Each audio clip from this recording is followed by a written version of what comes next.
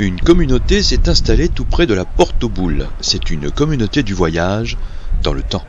Traverser les âges, évoquer des grands événements, de grands personnages, est une aventure qui demande un peu de préparation.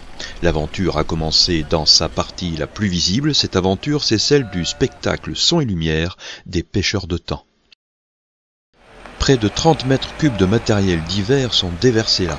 Un balai de camions amène les éléments nécessaires au spectacle. Les pièces arrivent l'une après l'autre en passant de main en main d'une chaîne humaine qui est un peu le symbole de ce Barnum incroyable, et un joyeux bric-à-brac s'installe. On a des milliers d'accessoires, depuis les charrettes aux gros canons, après aux petits revolvers de Jean Bart, enfin bon, il y a tout. Alors les gros doigts, ils travaillent le cuir, le fer, l'acier, le bois, vraiment tous les matériaux. Et pareil pour les petites mains, nos couturiers qui travaillent tous les tissus de façon à ce que nous soyons beaux sur le terrain. 900 costumes sont nécessaires au spectacle. Ils sont arrivés ici un peu dans le désordre. Ils trouveront un acteur, un numéro et un ordre d'apparition sur la grande scène du spectacle. Mais avant, les couturières costumières veillent. Les costumières sont là pour préparer les costumes, éventuellement réparer ceux qui ont été abîmés pendant le son et lumière.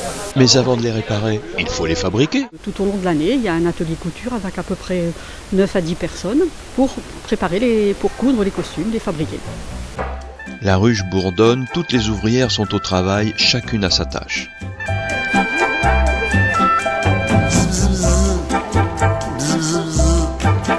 Les abeilles.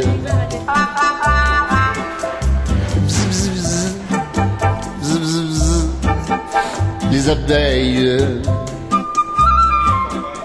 Dehors, le plateau qui reçoit le spectacle fait l'objet d'une étude particulière. Par rapport à la mise en scène qui a été faite en amont et au synopsis et au texte, on décide les différentes scènes, les différents endroits. Et moi, à partir de là, je pense à la mise en lumière. Donc, quels seront les axes prioritaires, quelles seront les couleurs. Il faut donc avoir à l'esprit l'espace, le volume et les éléments présents indémontables, mais penser d'emblée au décor et aux acteurs. C'est dans l'abstrait, dans un premier temps. On est dans l'imaginaire.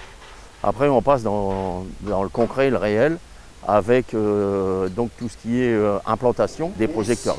Je fais un plan que je donne au responsable éclairage. La mission de Régis Rome ne s'arrête pas là, puisqu'il s'occupe aussi du son et des effets spéciaux, autant dire qu'il tient le spectacle entre les boutons poussoirs de ses platines de commande. Les répétitions avec les acteurs vont pouvoir commencer.